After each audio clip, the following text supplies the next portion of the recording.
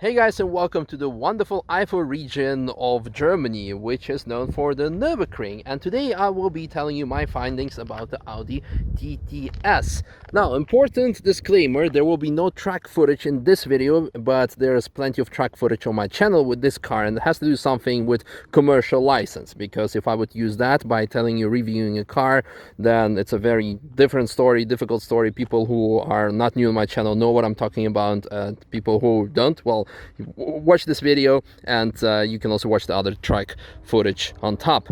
And second important disclaimer, people who know me that I've been working with Audi closely, before they're gonna think like, oh no, it's going to be one of those advertisements, there's nothing bad about the car. So let me start with actually the weakest link of the car, something that I liked the least, so to say.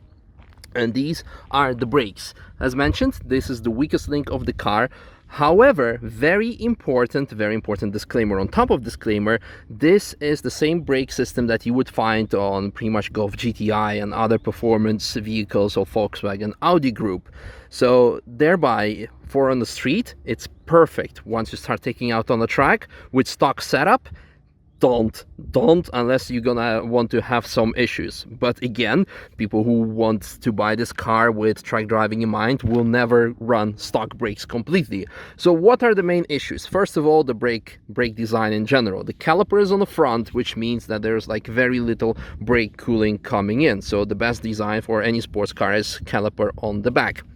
However, the size is pretty good. But going back to the brake cooling, people who are familiar with this car is gonna ask like, hey, do you have the optional brake cooling installed? Yes, you can see it here on the trailing arm. This piece of plastic should guide some additional air and get you some additional brake cooling. However, again, the stock brake pads, well, on Nordschleife, probably 10 laps, maybe even 5 if you're an inexperienced driver and you don't know where the braking points are and how to brake, then they're done. The brake discs, however, are very good. I didn't experience any brake warping after many laps. Again, very well, for tracksuit you should definitely replace the rubber lines for braided steel ones.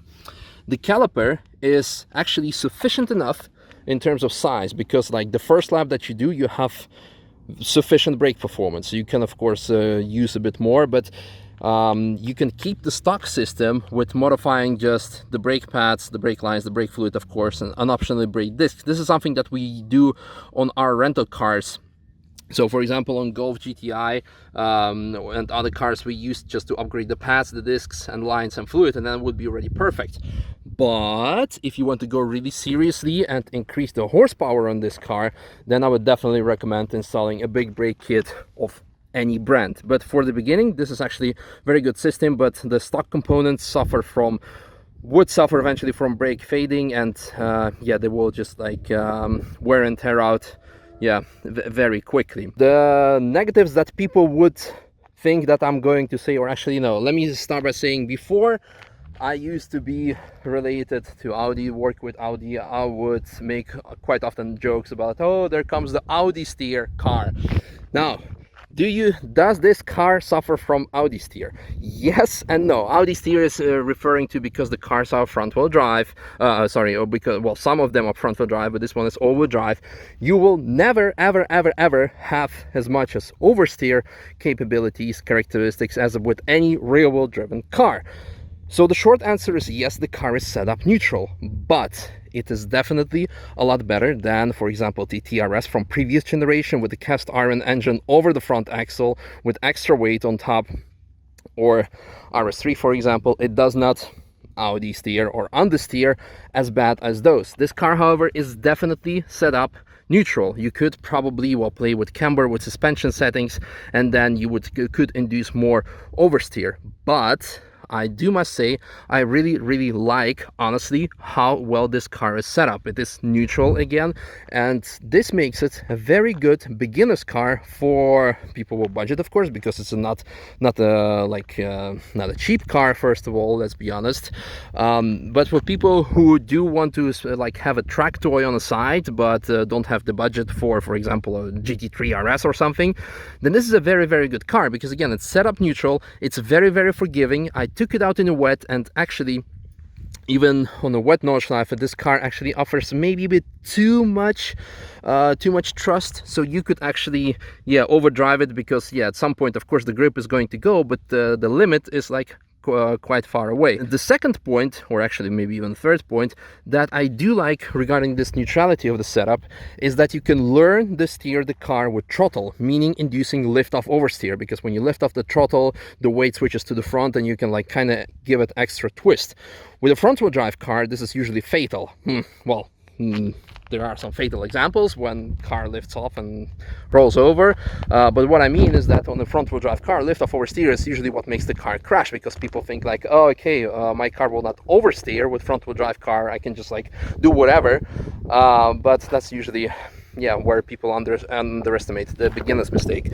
However, with this car you can induce lift off oversteer, and it is forgiving, because if you do it too much, again you go on the throttle again, and the all-wheel drive system will save you. But this actually very good. So again, for people with budget, this is a very, very, very good car with track options, track possibilities. Moving on to the engine, 300, I believe, and 7 horsepower, but just like, let's say 300 horsepower on all-wheel drive, 4-cylinder 2-liter TFSI engine, pretty much again the same what we know from Volkswagen GTI, the Golf GTI and other similar vehicles. This means that the engine is reliable. It has lots and lots and lots of tuning potential, because again, 300 horsepower is not nothing. It is more than sufficient, and on the track you should be driving with traction control switched in sport mode, because otherwise it will like stop you from accelerating out of the corners, because wheel spin is possible with 300 horsepower already. But if you want to have it like a real track tool, it's very easy to tilt these engines to like 400, 450 horsepower with some turbo modifications obviously, or just ECU tuning, depends how much you want. And as said, this is already more than sufficient. The first track video I did with this car, I was following an E36. I know some people gonna say like, oh, an old BMW, a new TT cannot keep up with it, but that was like a fully track built E36, a lot lighter car, so power to horsepower, so power to weight ratio was similar. But let's not discuss about that. What I want to say is that the owner of that car said that his lap times are around 8 minutes. His fastest like 8:05 bridge to gantry, and it was relatively easy to keep up with him because I had a passenger next to me. I didn't want to do anything crazy. So this car in stock form, with again bad brakes in stock form, is very much capable of 8 minutes or sub 8 minutes bridge to gantry. So with additional mods, depends how crazy you're gonna go, horsepower, brakes, suspension, some interior mods, it could be a 730 car for relatively very little mods. Because the strongest aspect of this car that you cannot modify in aftermarket, you can increase horsepower, you can add different suspension and brakes, but you cannot change the lower center point of gravity. You cannot change the body type or the wheel dimension. And again, this car is very, very well perfectly set up for the track already. It's very sporty. Again, Audi is saying that it's carrying the R DNA from the R18 from Le Mans cars. So this is the car that has similar design features as the R8. But let's not talk too much about that. All I want to say is that this works. So when you put some extra tuning modification sprinkles on it, this becomes a very, very interesting car.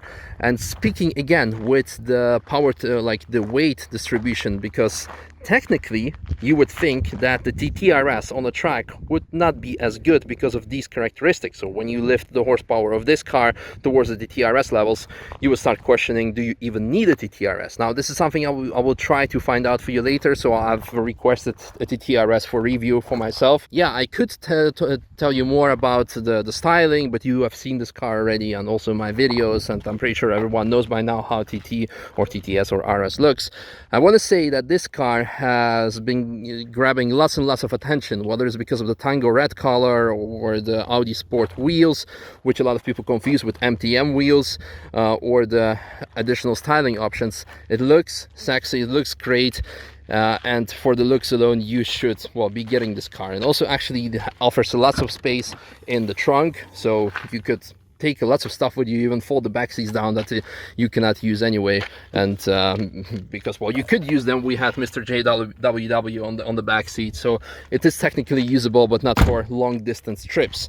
What I do want to say, however, regarding track options, actually The seats are very, very comfortable. On the track, I never had any issue with like, oh, okay, there is not enough support. Of course, it will not have enough support as an actual full bucket seat, but this is actually very good. You can also like, yeah, inflate some side bolsters and lumbar support. So these are very good. And also with helmet, you can drive with helmet because of the track they with it, so they offer, it's possible to drive with them. They offer enough comfort and they are track oriented. The steering wheel is one of my very favorite ones because, well, leather on top, which offers you, so to say, luxury, but Alcantara, which is great. And well, let's start up the engine because, well, we're not going to hear much in 2019 with OPF filter on it on top, etc. But speaking again of the comfort, this is exceptionally good car. However, another minor thing, but this has nothing to do with TT specifically, but with pretty much any DSG car equipped with the DSG, the double clutch transmission from Volkswagen Audi Group. This car will not let you keep the gear high. It will not let you do overrev the engine, so it will always upshift for you automatically. Which on some parts of the track, you know that you have like roughly 50 meters before like the braking point, and you don't want to upshift, you just want to keep it in that range, and then the car upshifts for you, and then you need to downshift again because you just brake slightly, and then just, yeah, obviously time loss. But again, if you do buy this car with track oriented mind, there are plenty of aftermarket options where you could not ECU, but what's it called, TCU, transmission control unit, TCU tune the car so it will not upshift, it will keep it in the rev limiter. Again, speaking of comfort, you can actually, here is like, so it's flat, it's like a race car, and here it's actually diagonal, and it offers like a very nice Autobahn cruise holding position. So again, comfort and styling in mind. So all I want to say is that this is definitely one of the very good track-oriented cars out of the box that I have tested. Of course, with a couple of minor problems, so to say, the brakes most obvious, but for the rest, it offers lots of potential to become a very good track-focused car.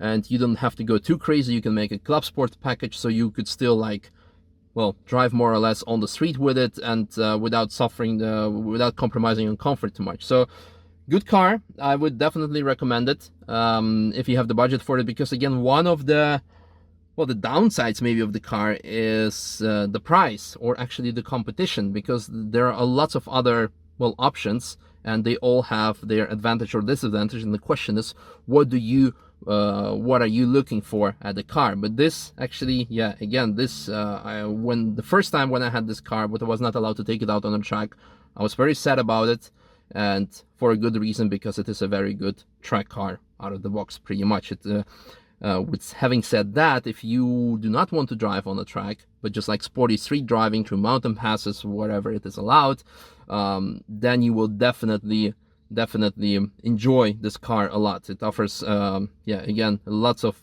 driving pleasure. So I hope you guys enjoyed this like flow of thoughts, and again, if you want to check out the actual track lap, this see it on upper right corner or in the video description below.